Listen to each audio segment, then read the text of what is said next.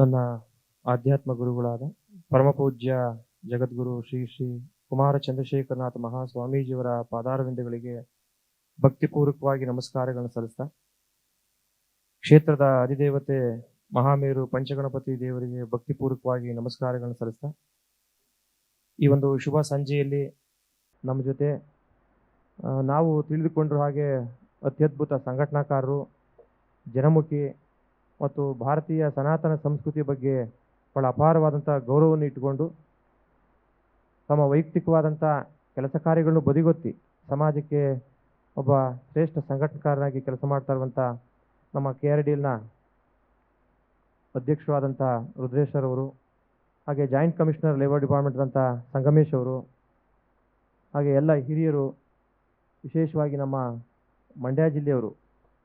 ನಾವು ಹಿಂದೆ additional DC ಇದ್ದಾಗ ತಾವು ಎಲೆಕ್ಷನ್ ಐಕಾನ್ ಆಗಿ ನಮ್ಮ ಡಿಸ್ಟಿಕ್ಕಿಗೆ ಬಂದಿದ್ರಿ. ನಮ್ಮ ಚಲನಚಿತ್ರ ಕಲಾವಿದರು, ಸಮಾಜವನ್ನು ತಿದ್ದಲಿಕ್ಕೆ ಅವ್ರದ್ದು ಕೂಡ ಒಂದು ಪ್ರಯತ್ನ ಆಗ್ತಾ ಇದೆ. ಮತ್ತು ಈ ಸಂಘಟನೆಯ ಎಲ್ಲ ಪದಾಧಿಕಾರಿಗಳಿಗೆ ಮತ್ತು ಆಹ್ವಾನಿತ ಎಲ್ಲ ಬಂಧುಗಳಿಗೆ ನಾನು ಶುಭಾಶಯಗಳನ್ನ ಕೋರ್ತೀನಿ. ನಾವು ಇನ್ನೊಂದು ಕಾರ್ಯಕ್ರಮ ಇದ್ದಿದ್ರ ಪ್ರಯುಕ್ತ ನಮ್ಮ ಚಂದ್ರಶೇಖರ್ ಅವರು ಸ್ವಲ್ಪ ಒತ್ತಡಕ್ಕೊಳಗಾಗಿದ್ದಾರೆ ಅಂತ ಅನಿಸುತ್ತೆ. ನಾವು 4 ಗಂಟೆಗೆ ಬಂದು ಬೇಗ ಹೋಗ್ಬೇಕು ಅಂತಿದ್ವಿ. ಅವರ ಅದೃಷ್ಟನೇನೋ ನಮ್ಮದೇ ತಡ ಆಯಿತು. ಆದರೆ ನಾನು ಹೆಚ್ಚು ಮಾತಾಡ್ಲಿಕ್ಕೆ ಹೋಗೋದಿಲ್ಲ. ನಾವೊಬ್ಬ ವಿದ್ಯಾವಂತರಾಗಿ ಅಥವಾ ಸಮಾಜದ ಬಗ್ಗೆ ಆಲೋಚನೆ ಮಾಡುವಂಥ ಒಬ್ಬ ವ್ಯಕ್ತಿಗಳಾಗಿ, ಮಾಧ್ಯಮ ರಂಗ ಇವತ್ತು ಮೀಡಿಯಾ ಬಹಳ ಕಾನೂನಿನ ನೆಲೆಗಟ್ಟಿನಲ್ಲಿ ಅದರದೇ ಆದಂಥ ಒಂದು ಮಹತ್ವವನ್ನು ಪಡ್ಕೊಂಡಿದೆ.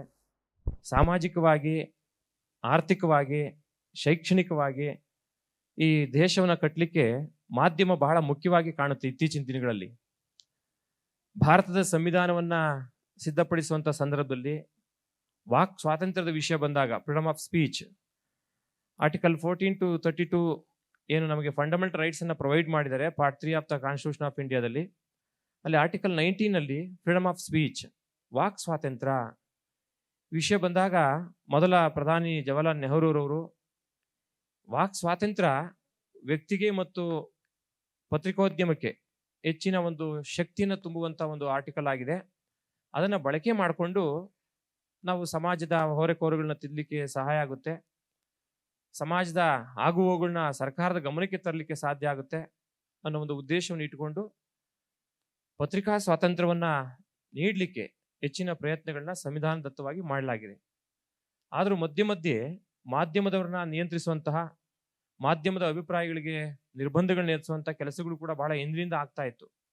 ಆದರೆ ಸಂವಿಧಾನಾತ್ಮಕ ತಿದ್ದುಪಡಿಗಳನ್ನ ತಂದು ಭಾರತೀಯರು ವೈಯಕ್ತಿಕವಾಗಿ ಅಭಿಪ್ರಾಯನ ವ್ಯಕ್ತಪಡಿಸುವಂಥ ಸಂದರ್ಭದಲ್ಲಿ ಸಾಂಘಿಕವಾಗಿ ಅಥವಾ ಸಾಂಸ್ಥಿಕವಾಗಿ ಮಾಧ್ಯಮ ರಂಗದವರು, ಅದರಲ್ಲಿ ಪ್ರೆಸ್ ಮೀಡಿಯಾ ಮತ್ತು ವಿಜುವಲ್ ಮೀಡಿಯಾ, ಇತ್ತೀಚೆಗೆ ಡಿಜಿಟಲ್ ಮೀಡಿಯಾ, ಈ ಸಾಮಾಜಿಕ ಜಾಲತಾಣಗಳಲ್ಲಿ, ಪ್ರಿಂಟ್ ಮೀಡಿಯಾ ಪತ್ರಿಕೆಗಳಲ್ಲಿ, TV ದೂರದರ್ಶನಗಳಲ್ಲಿ ಇವೆಲ್ಲವೂ ಕೂಡ ಪ್ರಚಾರ ಆಗುವ ಸಂದರ್ಭದಲ್ಲಿ ಇನ್ನೊಬ್ಬರ ಸ್ವಾತಂತ್ರ್ಯಕ್ಕೆ ಹರಣ ಆಗದ ಹಾಗೆ, ಇನ್ನೊಬ್ಬರ ಯಾವುದೇ ವೈಯಕ್ತಿಕ ಘನತೆ, ಗೌರವಗಳಿಗೆ, ಸಾಂವಿಧಾನಿಕ ಹಕ್ಕುಗಳಿಗೆ, ಬದ್ಧತೆಗಳಿಗೆ ಯಾವುದೇ ತೊಂದರೆ ಆಗದ ಹಾಗೆ ಪತ್ರಿಕಾ ಮಾಧ್ಯಮ, ಡಿಜಿಟಲ್ ಮೀಡಿಯಾ ಹಾಗೂ ವಿಜುವಲ್ ಮೀಡಿಯಾ ನಡೆಸ್ಕೋಬಹುದು ಅಂತೇಳಿ ಒಂದು ಅವಕಾಶವನ್ನು ಕೊಡ್ತಾರೆ. ಅದಕ್ಕೆ ಮಹತ್ವ ಬಂದ ಮೇಲೆ ಸಾಕಷ್ಟು ಚರ್ಚೆಗಳಾಗ್ತವೆ. ಸುಪ್ರೀಂ ಕೋರ್ಟ್ನಲ್ಲಿ ಅನೇಕರು ಪ್ರಶ್ನೆ ಮಾಡ್ತಾರೆ, ನಮ್ಮ ಹಕ್ಕುಗಳನ್ನ ರಿಸ್ಟ್ರಿಕ್ಟ್ ಮಾಡ್ತಾ ಇದೆ ಸರ್ಕಾರದ ವಿರುದ್ಧವಾಗಿ ಯಾವುದನ್ನು ನಾವು ಪ್ರಕಟ ಮಾಡಬಾರ್ದು ಅಂತ ಹೇಳ್ತಾ ಇದ್ದಾರೆ, ಮಾಧ್ಯಮದವರಿಗೆ ಬಂಧನಗಳನ್ನ ವಿಧಿಸ್ತಾ ಇದ್ದಾರೆ, ಗೃಹ ಬಂಧನಕ್ಕೆ ಆಗ್ತಾ ಇದ್ದಾರೆ. ಹಾಗೆ ಸುಪ್ರೀಂ ಕೋರ್ಟ್ನಲ್ಲಿ ಇದು ರಿವ್ಯೂಗೆ ಬಂದಾಗ ಇದು ಭಾರತದ ಪ್ರಜಾಪ್ರಭುತ್ವದ ಒಂದು 4ನೇ ಅಂಗ, 4th organ of the Indian democracy, and also it is A 4th organ of constitution of India ಅಂತ ಹೇಳ್ತಾರೆ. Legislature, executive and judiciary. ವಿಶೇಷವಾಗಿ ಇದಕ್ಕೆ ಹೆಚ್ಚು ಒತ್ತನ್ನು ಕೊಡಲಿಲ್ಲ ಅಂದ್ರೂ ಕೂಡ ಈಗ ಈ ಪ್ರೆಸೆಂಟ್ ಕಾಂಟೆಂಪ್ರರಿ ಪ್ರಪಂಚದಲ್ಲಿ media is playing A major role than legislature, executive and judiciary.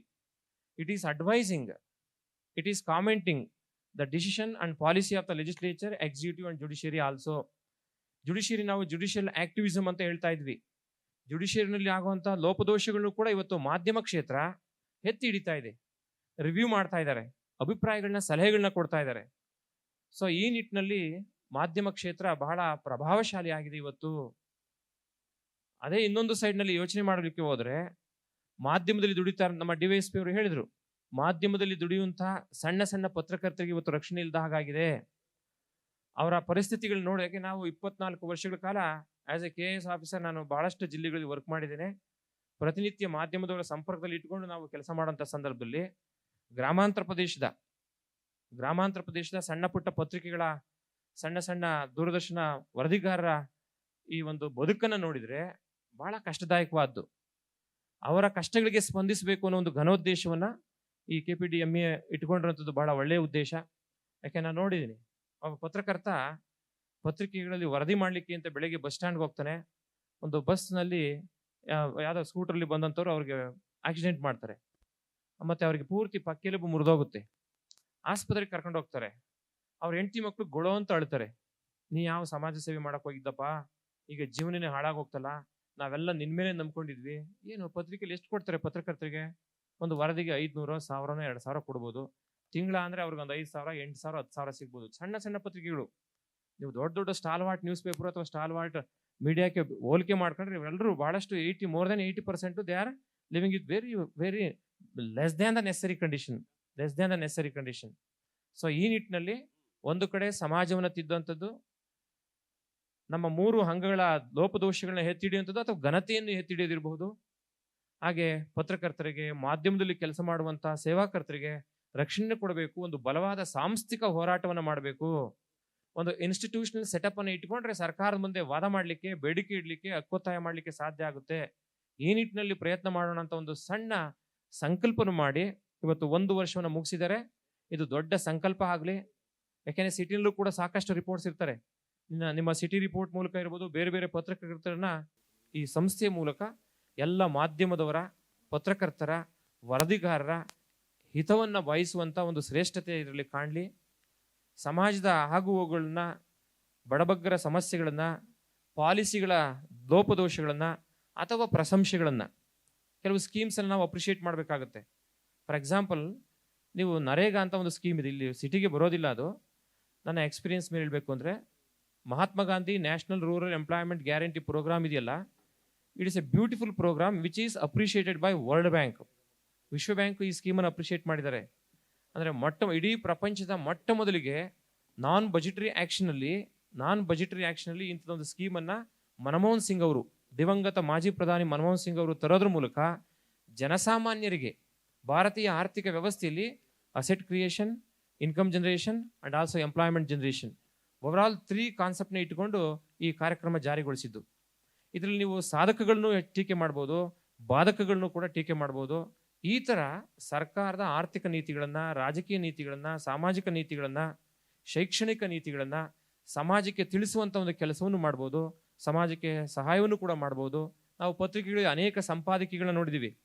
ನಾವೆಲ್ಲ ಹಿಂದೆ IAS ಮತ್ತು KSಗೆ ಓದ್ಕೋಬೇಕಾದ್ರೆ ಒಂದು ನ್ಯೂಸ್ ಪೇಪರ್ಲಿ ಸಂಪಾದಕೀಯನ ಕಟ್ ಮಾಡಿ ಇಟ್ಕೊಂತಿದ್ವಿ.